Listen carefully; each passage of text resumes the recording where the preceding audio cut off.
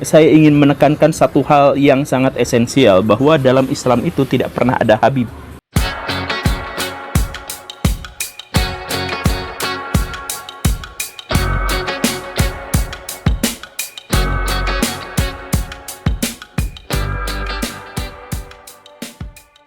Untuk para Habib itu adalah bahwa kenapa kalau mereka ribut, mereka tidak menyelesaikannya secara internal. Mereka kan memiliki organisasi itu kan.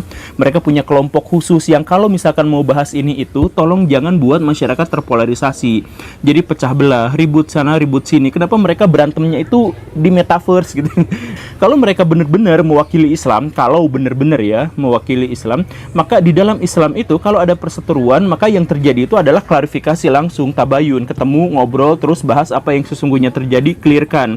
Dan jangan sampai orang-orang yang di luar sana itu mengetahui apa yang sesungguhnya terjadi di dalamnya. Jadi Nabi Muhammad itu jangan hanya namanya yang dicatut, tapi ajarannya juga please yang diambil. Jangan namanya dicatut tapi ajarannya dikhianati. Itu hal pertama yang ingin saya sampaikan gitu ya. Kemudian yang kedua, kalau mau ribut, kenapa ributnya di Indonesia?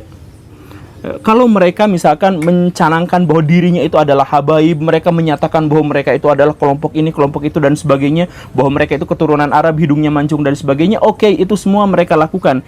Tetapi kenapa mereka ributnya di Indonesia? Kenapa ributnya nggak di Yaman saja? Kenapa nggak ributnya di Saudi Arabia saja? Kenapa harus Indonesia itu selama puluhan tahun itu dikenal sebagai masyarakat yang toleran, masyarakat yang ramah, masyarakat yang rendah hati, masyarakat yang jangankan perbedaan agama, perbedaan partai politik, perbedaan apa di zaman dulu tuh membuat mereka adem ayem. Indonesia itu dibesarkan oleh multikulturalisme, perbedaan yang sangat mencolok. Indonesia itu selama puluhan tahun Indonesia dikenal sebagai bangsa yang multikultural tapi bersatu, itu sekarang dipecah oleh kemunculan orang-orang yang entah dari mana tiba-tiba ngaku habaib, tiba-tiba membuat rusuh di Indonesia terus-terusan. Bukankah mereka punya lembaganya khusus gitu untuk menyelesaikan masalah sendiri? Atau mereka memang sengaja untuk bikin pamer kalau mereka rusuh tuh di media sosial, di metaverse gitu? Ya saya mohon maaf ya, tapi tolong arahkan mereka untuk masuk kembali. Kalau misalkan ada perseteruan, jangan diumbar kemana-mana, biar masyarakat ini tidak menjadi kebingungan. Kemudian saran saya untuk masyarakat itu adalah, pertama, saya ingin menekankan satu hal yang sangat esensial, bahwa dalam Islam itu tidak pernah ada Habib. Tidak pernah Al-Quran menyebut satu istilah yang namanya Habib, dan itu adalah keturunan Nabi, dan itu harus dimuliakan. Dalam konsep seperti itu, di Al-Quran tidak pernah ada. Di dalam hadis tidak pernah ada. Kemudian generasi sahabat tidak pernah mengatakan istilah itu. Kemudian generasi tabi'in dan tabi'ut tabi'in juga tidak pernah mengatakan itu. Kemudian Imam Mazhab juga tidak pernah mengatakan hal yang serupa dengan itu. Bahwa keturunan Nabi disebut Habib, bahwa Habib itu memiliki keistimewaan tertentu dan harus dimuliakan dan sebagainya, itu tidak ada yang seperti itu. Yang ada satu-satunya misalkan hadis Nabi tentang zuriat Nabi yang harus didoakan dan sebagainya. Jadi dalam Islam itu hal yang paling esensial dalam praktek sosial itu adalah kesetaraan.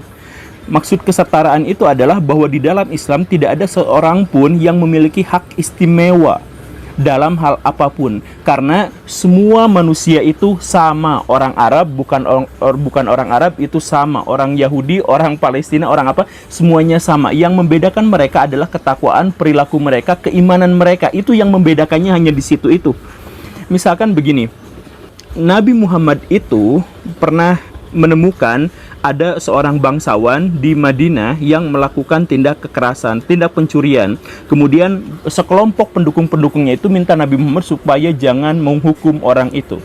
Maka Nabi Muhammad mengatakan apa? Kalau seandainya Fatimah mencuri, saya sendiri yang akan potong tangannya. Fatimah mencuri, saya potong tangannya. Maksudnya apa? Di antara semua gelar Habib yang ada di Indonesia atau di seluruh dunia, gak ada yang garis keturunannya itu sedekat Fatimah dengan Nabi Muhammad. Oke? Tetapi Fatimah tidak memiliki privilege apapun, tidak memiliki keistimewaan apapun di depan hukum atau di depan apapun. Karena yang paling penting itu adalah ketakwaannya, bukan anak dari siapanya. Jadi kalau Fatimah melanggar hukum, maka Nabi Muhammad yang akan menghukumnya langsung. Kenapa di sini banyak sekali Habib-Habib yang diistimewakan ketika mereka melanggar hukum, melanggar apa? Oh itu mah Habib, kita mah harus menghormati bagaimanapun ceritanya Habib. Gak bisa Baraya, gak bisa seperti itu. Dalam Islam itu tidak ada yang seperti itu. Itu adalah pengkhianatan atas ajaran Islam. Nabi Muhammad menyebut itu adalah perilaku orang-orang jahiliyah. Jadi kalau misalkan ada Habib melanggar hukum dan sebagainya, melanggar syariat, ya perlakukan dia seperti manusia biasa saja, karena istilah Habib itu tidak pernah ada di dalam Islam kalau dia dinyatakan sebagai memiliki privilege tertentu. Begitu. Nah, lalu kenapa muncul Habib-Habib yang seperti itu kemudian dimuliakan dan sebagainya, ya seperti yang kita kenal sekarang? Itu muncul dari dua jalur, Baraya. Yang pertama itu adalah dari jalur Syiah ekstrim. Syiah ekstrim itu sangat menghargai dan menghormati keturunan Nabi. Karena apa? Karena mereka percaya bahwa setelah Nabi Muhammad wafat, wahyu itu tidak berhenti, tetapi berlanjut kepada keturunan-keturunannya. Ada Syiah yang mengatakan sampai 12 keturunan, ada yang sampai 7 keturunan, ada yang sampai tidak terbatas dan sebagainya, karena Syiah itu juga banyak sekali. Nah, dari jalur itulah Habib-Habib itu kemudian dimuliakan.